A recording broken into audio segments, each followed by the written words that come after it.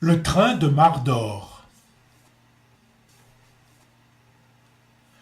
Saint-Vincent, Amplepuis, Ranchal, Cours-la-Ville, Telles, c'étaient des stations du train de Mardor, où il s'est poumonné à sa réputation, fumée tant éphémère que l'est toute gloriole.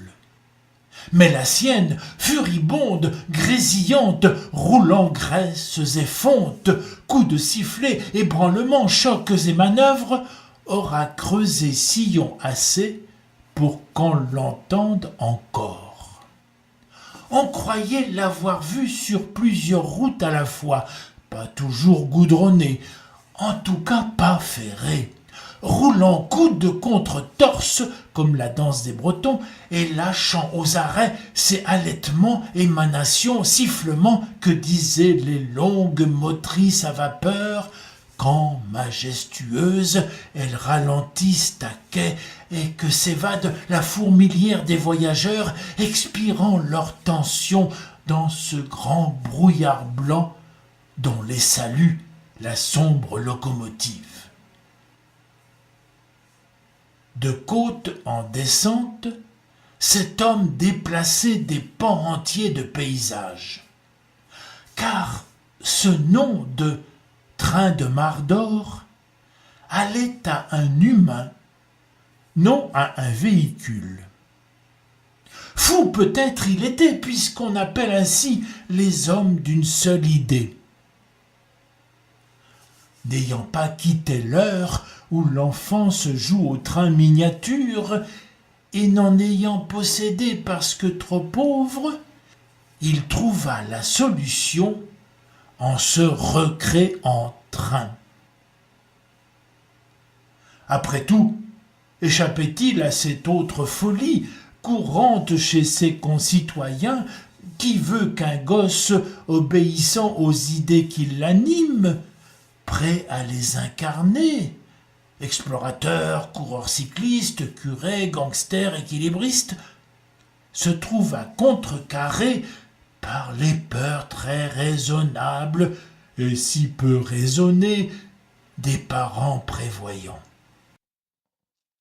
Trouvant désormais inutile au développement de l'homme le lourd usage des fontes, rouages et charbons, il ne se contenterait pas de conduire son convoi, les yeux peut-être pleins d'escarbilles et la face noyée de suie, mais il le deviendrait par une lente et progressive transformation de soi, par habitude de se rouler d'épaule, élargissement du torse, piétinement régulier et pendulaire, quadruple inspiration s'achevant sur une expiration, et la difficulté d'harmoniser ces 5 souffles sur le triple mouvement des jambes, comme nous est impossible le galop des chevaux. À coups de kilomètres, il se refabriquait une autre conformation, un autre rythme. Prophétique, il ramenait l'homme, devenu machine depuis 2 siècles, à quelque chose de plus humain. Et il en rabattait des lieux. Réjoui et apeuré à la fois, comme il sied au spectacle, les villageois le voyaient un jour à Ronzy, un jour à Thizy, et les petits-enfants l'applaudissaient comme ils font aux caravanes de cirque. Mais qu'on ne s'y trompe pas, l'engin était dangereux. Qu'on ne se trouve pas sur son passage, qu'on n'entrave pas sa course, on risquait d'être fauché, renversé et traîné sur les rails. Il ne s'immobilisait qu'aux stations. Le privilège du rail sur l'automobile, c'est de ne pas s'arrêter. D'ailleurs, les rares automobiles étaient tenus de s'écarter. Il les prévenait en sifflant. Mais combien pilèrent, effarés de cette outrecuidance. Outrecuidance? Mais non, c'était au train de passer. Un jour, le conducteur et la locomotive réunis vinrent s'approcher avec horreur l'obstacle d'une vieille femme prenant le frais sur sa chaise. Sourde peut-être elle était. Peut-être n'avait-elle pas entendu, mais quelle folie que de s'asseoir en pleine voie. Ainsi réussit-elle l'unique saut périlleux de sa vie, tandis que l'express, dans un crissement tragique, freinait 20 mètres plus loin.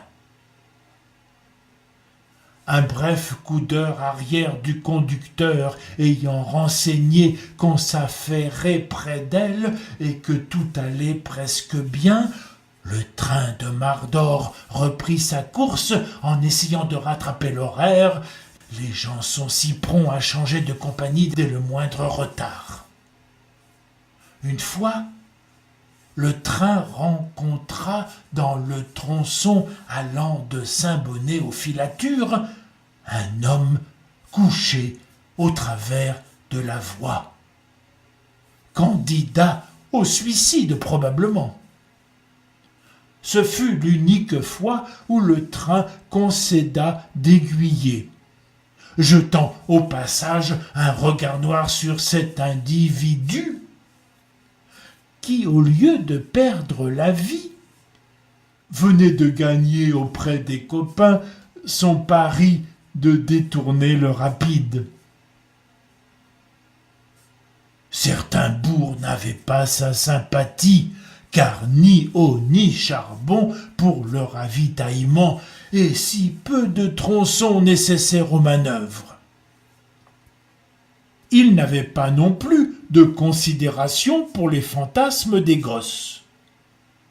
Ceux-ci, prévenus par les tchou-tchou, tu-tu, couraient à lui en bandes vives, soudaines et colorées, formant des rames clandestines et non homologuées. Imperturbable, il les semait par la largeur de son pas et la vitesse croissante de la motrice. Seulement, une fois, parvint d'un chant l'alerte criée par un gamin. « Hé, train, t'as une bielle qui se défait !» Fallait-y croire ou ne pas croire? Intervenir ou non? Ne pas intervenir, c'était montrer d'évidence au public, toujours des clients potentiels, le danger éventuel de ce moyen de locomotion. C'était peut-être aller au-devant d'une panne grave et jouer avec la vie des passagers. Mais si cette invective était une blague? À la chauffe du train s'ajoutaient maintenant les vapeurs cérébrales de son seul responsable après Dieu. Il fallait à la fois poursuivre et réparer, sans qu'aucun voyageur s'en aperçût, et que le gosse des champs fût persuadé du sérieux de l'entreprise. Les bielles sont ces barres transportant le mouvement dans les roues. Elles donnent le signe lent et solennel que la vie vient, que tout s'ébranle, que la puissance fait avancer. De ces modestes bras nickelés, tout l'énorme convoi semble tirer sa force. Accélérant à peine, puis ralentissant le roulis, puis insistant sur un bras, relâchant l'autre, gonflant le biceps, puis laissant le triceps se lancer, il vérifiait ensuite, par une imperceptible torsion, la charnière entre radius et cubitus, puis il fermait plus fort les poings, afin que le raccourcissement des fibres en augmentât la tension, élargissant les épaules afin de mieux reculer son effort. Tout cela fonctionnait. Alors d'où provenait cette déroute annoncée par le gosse? Il fallait s'arrêter, descendre, afin de par soi-même constater et comprendre. Or, comment descendre d'un train en plein élan? Et comment descendre de soi-même? À cause de la chaleur, le train roulait, toute chemise ouverte. Frappé dans un tournant par un vent de côte, sa chemise décolla de son dos, se figea dans l'espace comme une aile d'avion, puis s'effondra dans le broyage des coudes qui la transformèrent en guenille flottante, dont s'effraya un taureau qui vers le train s'élance. Un soir que la pluie n'avait cessé de la semaine, toute sa machinerie semblait se disloquer, la vapeur envahissait le foyer, la chaudière suffoquait à grands rauques, l'averse glaciale éteignait le feu, et ils se battaient seuls pour conserver leur rythme, pour arriver à l'heure, pour avancer encore, peut-être pour donner souffle à ce pays. Battu et transpercé par le déluge, voyant à peine son chemin, manquant de chavirer aux fossés qui débordaient leur bout, une sorte de râle partait de la cheminée et la nature entière cinglait la mécanique comme si elle eût voulu la voir couchée sur le côté, expirant sa vapeur et asphyxiant ses braises. Nulle part et plus jamais on n'entendit son sifflement. Mardor, sa gare d'attache, oublia son train, comme un port laisse rouiller ses navires.